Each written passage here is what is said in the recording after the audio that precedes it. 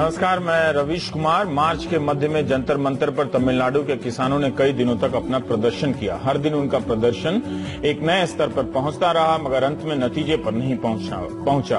वही आश्वासन लेकर लौटे। किसानों के ज्यादातर आंदोलन की सबसे बड़ी सफलता यही होती है, आश्वासन। एक आश्वासन से दूसरे आश्वासन के बीच किसान झूलता रहता है, उसकी समस्याएं वहीं रहती हैं। मध्य प्रदेश में गोली लगने से मारे जाने वाले किसानों की तादाद संख्या अब 5 हो गई है। राज्य के गृह मंत्री का बयान है कि किसानों की मौत पुलिस और वहां तैनात सीआरपीएफ के जवानों की गोली से नहीं हुई है। दोनों ने किसानों पर गोली नहीं चलाई।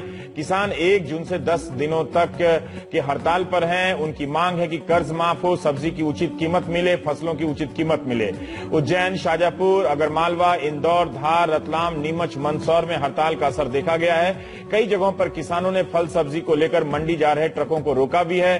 कई जगहों पर प्रदर्शन उग्र हुआ है और पुलिस और किसानों के बीच टकराव की घटनाएं हुई हैं। मंदसौर में किसानों की मौत के बाद कर्फ्यू लगा दिया गया है। बुधवार को मध्य प्रदेश बंद का आह्वान किया गया है। पश्चिमी मध्य प्रदेश में इंटरनेट सेवा बंद कर दी गई है। इंदौर में किसानों को शांति मार्च निकालने की अनुमति नहीं मिली तो किसान आक्रामक होने लगे, मगर वहां कोई अनहोनी नहीं हुई। जिला कलेक्टर के ऑफिस के बाहर किसानों ने एडीएम को ज्ञापन दिया, लेकिन किसानों का दावा है कि वहां से लौटते वक्त पुलिस ने उन पर लाठीचार्ज की है।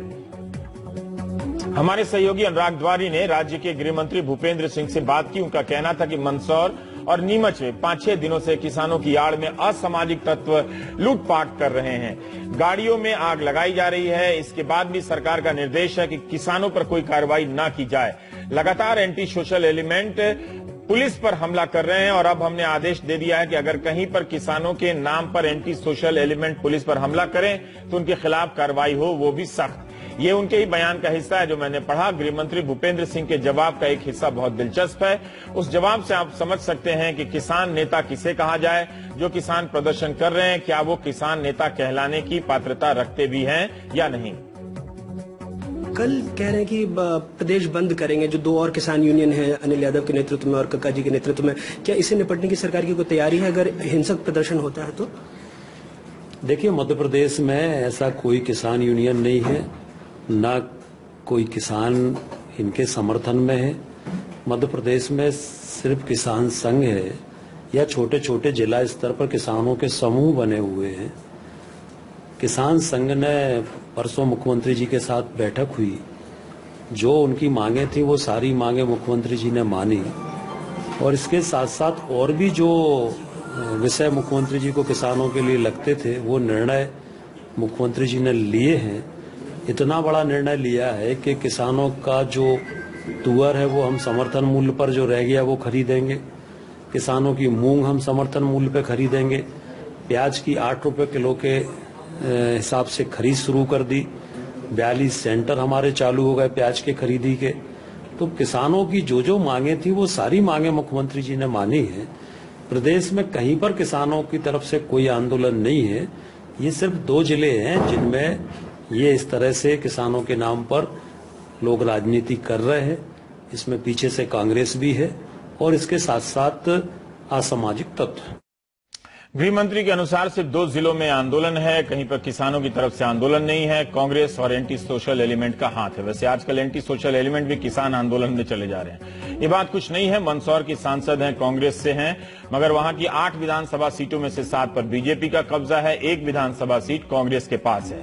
महाराष्ट्र में भी किसान 1 जून से आंदोलनरत है। यहां किसानों ने छठे दिन भी अलग अलग जगहों पर तहसील कार्यालयों को बंद किया, नए नए तरीके से आंदोलन किया। शहर की तरफ जाने वाली दूध सब्जियों की गाड़ियों को रोकने की कोशिश की। बीड़, अहमदनगर, कोल्हापुर, पुणे, नासिक, औरंगाबाद, सांगली, लातूर में किसानों की हड़ताल का असर दिखाई दे रहा है। मुख्यमंत्री का कहना है कि सरकार किसानों के साथ है, मगर कुछ लोग किसानों के कंधे पर बंदूक रखकर राजनीति कर रहे हैं। यह एक तरह से पाप है। मध्य प्रदेश, महाराष्ट्र दोनों जगहों पर सरकार की नजर में किसान आंदोलन की विश्वसनीयता संदिग्ध है। उनके किसान होने पर शक है। सरकारों को लगता है कि विरोधी दल किसानों के कंधे पर बंदूक रखकर राजनीति कर रहे हैं और पाप कर रहे हैं। किसान बड़े सीधे हैं, वो अपने कंधे पर कांग्रेस को बंदूक रखने दे रहे हैं। वैसे शिवसेना ने भी किसानों को अपना समर्थन दिया है। यह सही है कि किसानों के आंदोलन में कई संगठन शामिल हैं। इनका आरोप है कि सरकार किसान संगठनों को बांट रही है। कुछ ने मुख्यमंत्री के प्रस्ताव को स्वीकार कर लिया है तो कुछ का कहना है कि वो आश्वासन नहीं मानेंगे। बेहतर है सीधे किसानों की मांग पर आ जाते हैं। किसान मुख्य रूप से 2 चीजें मांग रहे हैं, मध्य प्रदेश में भी और महाराष्ट्र में भी। उपज का सही दाम मिले और कर्जा माफ हो जाए। सही मतलब 50% लागत और लागत का 50% मुनाफे वाला। बीजेपी ने लोकसभा चुनाव के वक्त किसानों से वादा किया था। हिंदी वाले घोषणा पत्र के पेज नंबर 26 पर लिखा है कि ऐसे कदम उठाए जाएंगे जिससे कृषि क्षेत्र में लाभ बढ़े। यह सुनिश्चित किया जाएगा कि लागत का 50% लाभ हो। महाराष्ट्र में किसान यही मांग कर रहे हैं कि उपज की उचित कीमत मिले और लागत का 50% सुनिश्चित किया जाए।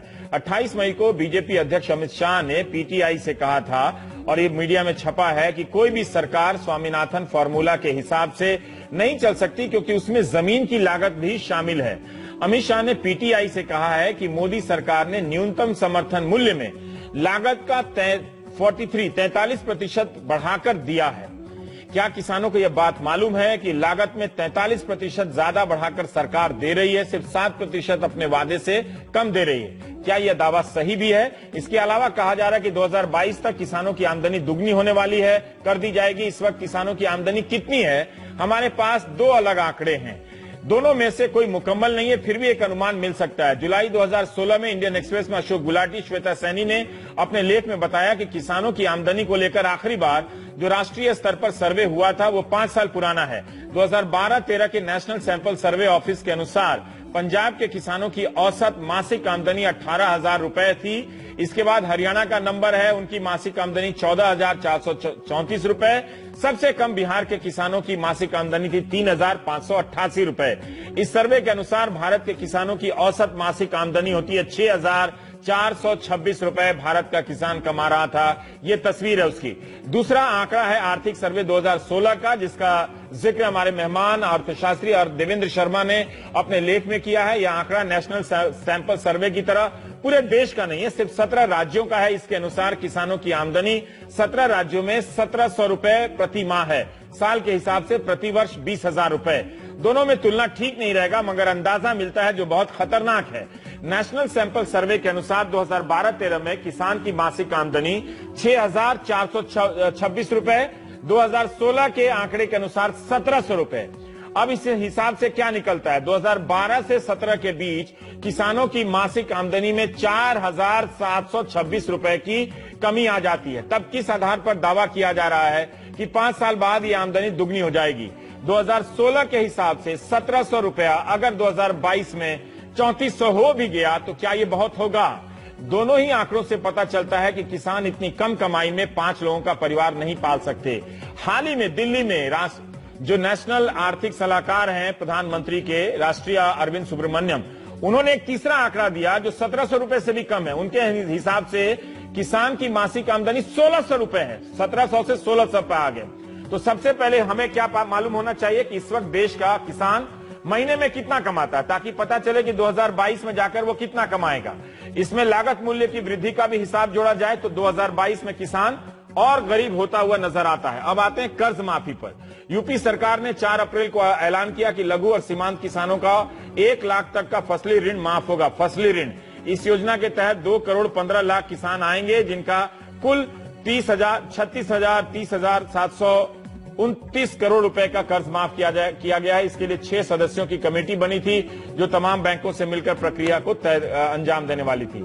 महाराष्ट्र सरकार अभी तक कहती रहेगी कर्ज माफ नहीं करेंगे, लेकिन अब महाराष्ट्र के मुख्यमंत्री कह रहे हैं कि इतिहास की सबसे बड़ी कर्ज माफी करने जा रहे हैं। 30,000 करोड़ माफ करेंगे, 34 लाख लोगों को वहां पर फायदा होगा, ये उनका दावा है। हम प्राइम टाइम में बात कर रहे हैं कि क्या किसानों की उत्पादन लागत में 50% का मुनाफा देना सुनिश्चित किया जा सकता है? क्या न्यूनतम समर्थन मूल्य में लागत का 43% जोड़कर ज्यादा मिल रहा है, जैसा कि अमित शाह ने दावा किया है?